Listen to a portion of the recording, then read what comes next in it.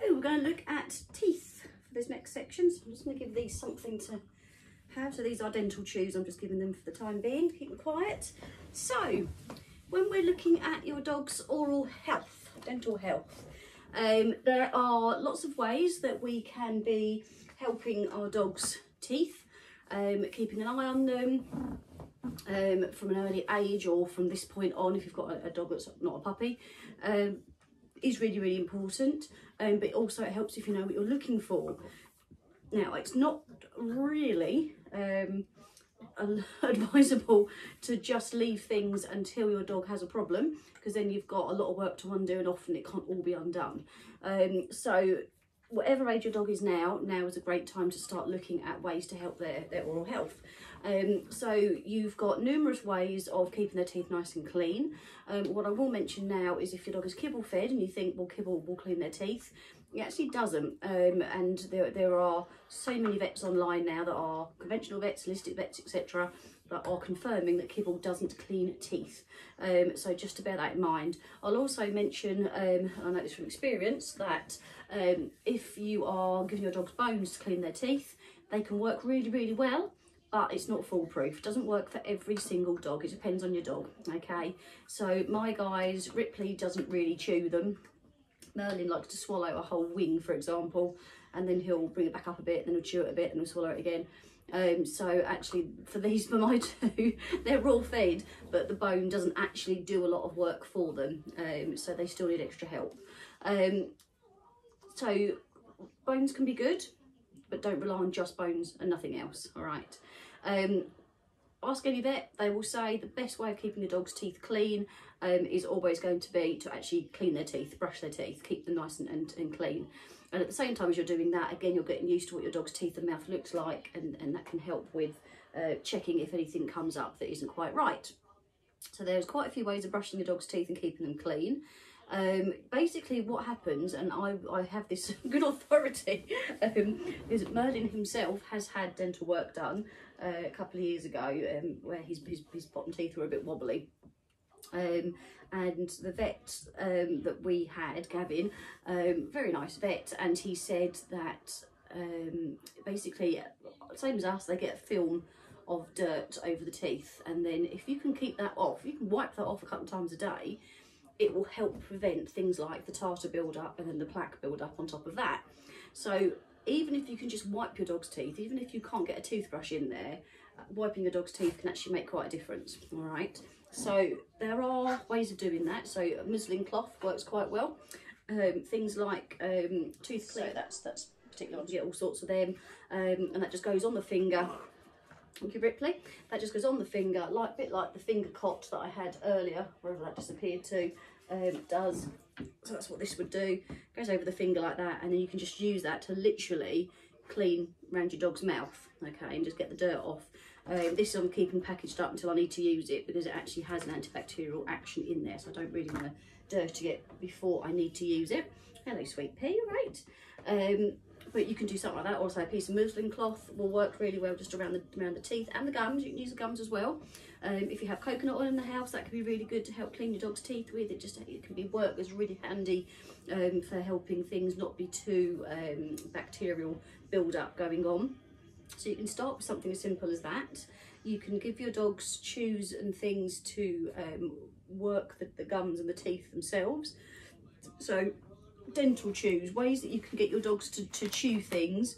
You know, you can get so chews like they've just had. They actually had it was actually them that they had, because Merlin the support for his knees.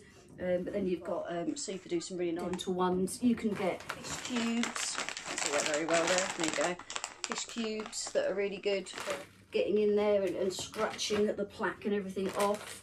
You can get like tripe sticks. You can get ones that are shaped as toothbrushes, and that's just like toothbrushes, and that's just like natural, all sorts of bits and pieces. This is a vegetarian dental treat, and the idea is that it's getting into, you know, your dogs as they're chewing, it's rubbing on the teeth, it's rubbing on the gums, and that helps to get that film off of dirt, and then that helps prevent the tartar and the plaque. If they've got tartar and or plaque, tartar, they should be able to take a lot of it off themselves by giving them these sorts of things to chew on. plaque, the hard stuff, tends to be a little bit harder to take off, and you want to be a bit careful with that as well, because if they've got a lot of plaque on there, if you start taking that off, what you might find is actually the plaque is helping keep the tooth there. And once you start taking big chunks of plaque off, actually then the tooth can be exposed, and then that can actually start causing problems. So only if there's a little bit there do you want to be worrying too much yourself, but obviously you can always go and speak to your vet to check what they are thinking as well. So I'm just going to get rid of all these different types of treats. So starting off with the just wiping, then you might want to go another step further and do brushing. I've looked and I can't find my dog's toothbrushes. They've got bamboo toothbrushes just because I like to try and keep things natural where I can. And all you do with a toothbrush, I'm just going to show you this as if it was a normal toothbrush, is just get your dog used to initially lifting the gum, putting the brush in the mouth, treating them for that, try further down the mouth, and gradually moving it around. So I'll show you this with the Ripley Chipley. She's here, and all you'd want to do is get her used to you just going like that and then treating her for it, okay? Initially, you haven't got to worry about brushing, you haven't got to worry about toothpaste at first.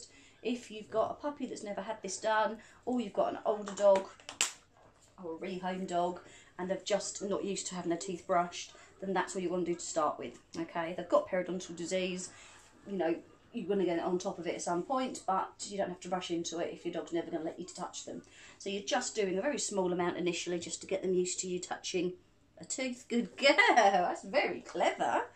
And you can gradually then, she's here, and all you'd want to do is get her used to you just going like that and then treating her for it, okay? Initially, you haven't got to worry about brushing, you haven't got to worry about toothpaste at first.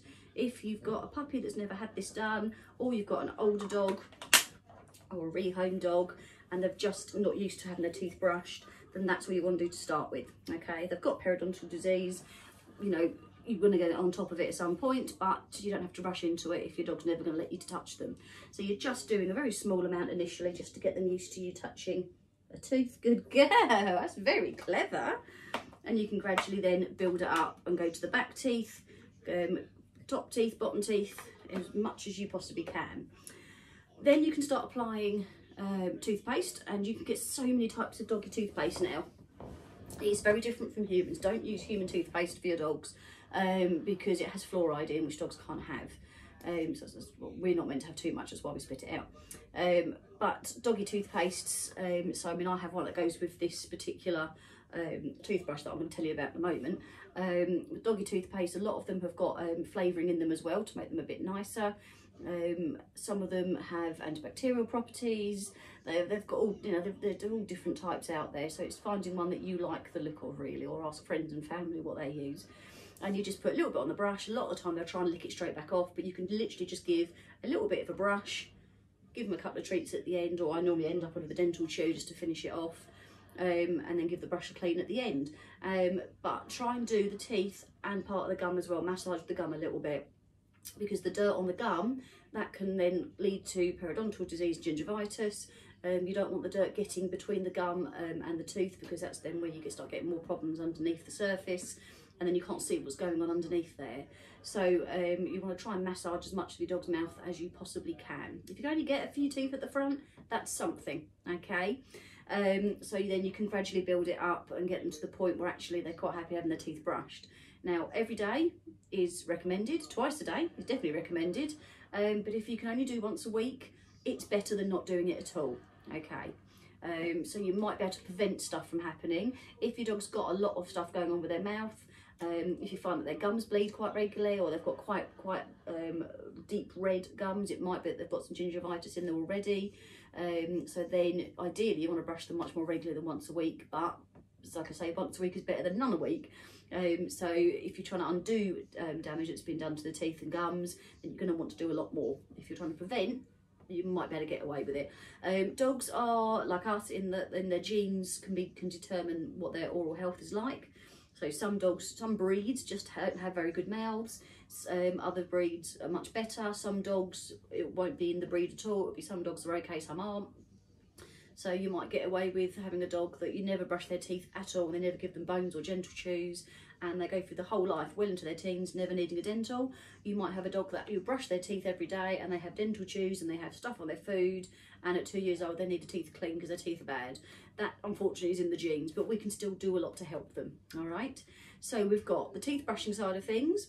You can, I mentioned just now, you can put things on your dog's food, so you can get all sorts of different powders that go on their food, and the idea with them is it's not so much what goes on that's taken the tartar and the plaque and everything off, but what it's doing is then they eat it, it gets into their system, and it helps produce enzymes and things in the saliva that helps keep everything nice and clean. So they can work quite well. Again, better as a prevention rather than a getting rid of, and it can work even better alongside actually brushing your dog's teeth. Another stage along from that, and this is what my preference is, but I do still have brushes for mine, is this is a sonic, it's a sonic toothbrush, ultrasonic. And the idea is that you can't hear it, so now it's turned on, but there's no noise, it's silent, all right?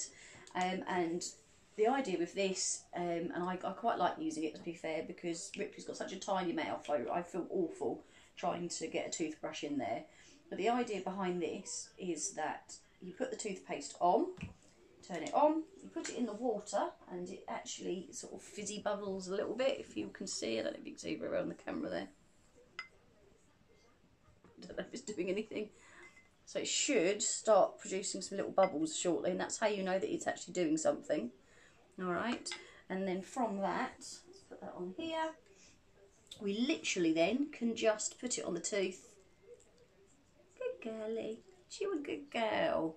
Just for 10-15 seconds initially while you're getting them used to it. Might be less if need be. Good girl. And then we can treat that and move on to the next tooth. Okay, so done. Merlin wants his done now, he says. Right, let's do you. Come in. Come here. There's my boy. Let's have a little look what we got. Yeah, we did do yours, didn't we? Yeah, good boy. So literally just holding it on, not needing to do anything. Good boy. There's my boy. All right, there you go. And so then you just keep applying a little bit of toothpaste, putting it in the water, which is what helps everything work together. And it causes lots of little tiny oxygen bubbles and things like that, which helps release everything and lift things off the tooth and keep things antibacterial and kill off bacteria, and just everything's much more nice and healthy. And so it doesn't matter whether you use a toothbrush or a finger brush or a sonic one, but doing them as regularly as possible is one of the big keys to oral health. And every time you do it, you can check what's going on in your dog's mouth. Is there suddenly a bump that wasn't there before? Have they lost a tooth that you might need to go and check out, or broken a tooth perhaps? So it's actually another good way of keeping an eye on what your dog is doing. As you can see, my days are taken up a huge amount by doing husbandry with my dogs, which is why I have no time for my own presentation. But it can make quite a difference. Now, you can also get other bits and pieces to help with your dogs. So you can get things like scrapers and whatnot. So this is a, I'm not sure it comes out actually, I think the thing's split. This is a metal scraper. I'll show you that in the camera there. Ones as well. So if you are working on releasing a load of tartar, you could then have a go at having just lifting a little bit off. Sometimes you can use your nail and bits and pieces come off there as well. But yeah, keep an eye on your dog's teeth, and if you're not sure, go and see the vet. All right, you can get them cleaned. They do have to go under anaesthetic, unfortunately. So if you can clean them yourself, it saves your dog having to keep going under anaesthetic, and it will save you a lot of money, because generally operations for general teeth cleaning and teeth extraction due to periodontal disease or gingivitis, things like that, they're not covered by insurance. Okay, so, and it is a lot of money. It is, you're looking at several £100s each time your dog goes under for that. So if you can do it beforehand, then that's even better, because it saves your dog going under, it saves you a load of money, and like I say, it's great chance to bond with your dogs. All right, so teeth brushing, as with everything else, take it really, really slowly, work your dogs up really, really slowly, and praise them at every stage. Make it really nice and pleasant, and they will literally thank you for it. They will queue up. I mean, look at these two. I've got the toothbrush out, and I've got, I don't know if you can see on the camera here, Merlin's here, and Ripley waiting for her turn, because they think I'm going to sit here and brush their teeth for the next 10 minutes, which I probably will do. So you've got that side of things, and then I've just got one last sort of area to mention because I've got it here, and that is I suppose I probably could have mentioned first aid kits. That goes off a different realm. Things like ticks. You know, one of the things when you're going over your dog for grooming is you get a chance to check if there's anything in your dog's fur. And if you do find anything in there, if you do find birds and things, you can then groom them out. But if you find a tick, then ideally you need to get that off them because they can carry disease. If you find a tick, you might not know it's a tick at first, but you'll feel something attached to the dog's body that you can't pull away. Don't try and pull it out as it is because you'll leave the head in there. Sometimes it will only just attached, other times it will been there a while and it will have been drinking blood and it ends up getting quite a big sack of blood hanging off them. So I remember Taylor had one his whole life and it was on his ear like a dangly earring, which was a little bit bizarre. Cassie never had one. And so you can get actual tick removers. This is just one of many types, and all that happens is that you put this over where the tick's head will be in the body, and then the bum and where the sac is that collects the blood is sticking out. So you put this as close to the dog's body as you can and slide it, and then you give it a twist, and as you twist it out it helps the head come out all in one piece. If you just take the body and leave the head, then they can still be open to infection and problems. So you want to get the whole of the tick out. So these can be quite handy because you can just literally twist them and pull at the same time. But there's quite a few different types of these that you can get. And I tend to carry one of these about when I'm in a dog walk, just in case they go into some long grass and end up with a load of ticks attached, or stick their head in the bush or something. So that's another thing that you can use and have a look for, just to make sure there's nothing in your dog's fur, pads, etc. that shouldn't be there, and just get used to handling them and using things that help to remove these nasty bits and pieces. So I have talked for a long time. Thank you so much if you're still watching. So you'll have found that I've got this as 3 separate talks as well as one large talk, so you've got 2 options. I hope this has helped a little bit with preparing your dogs or helping your dogs learn how to be comfortable when they're having husbandry work done. And if you want any more information, you can obviously contact me. So I am Jo Nutkins and I'm at Dog Training for Essex and Suffolk, and you can message me and ask for advice. If you wanted to share this with anyone that you think might benefit, please do share away. I've made it purposely public so that you can share to as many people as you like, so that we can help people out. You may, thank you Rips, you may also be interested that we've got a puppy socialisation webinar, and we've got a preventing separation anxiety webinar as well. So if you had a look, go to our YouTube that you've got this from and have a look to scroll through, you'll find those 2. They're free as well, and you can have a little look and get some extra information on those. So thank you for watching, thank you for listening. I hope this has helped, and I shall continue with my dogs if you continue with yours.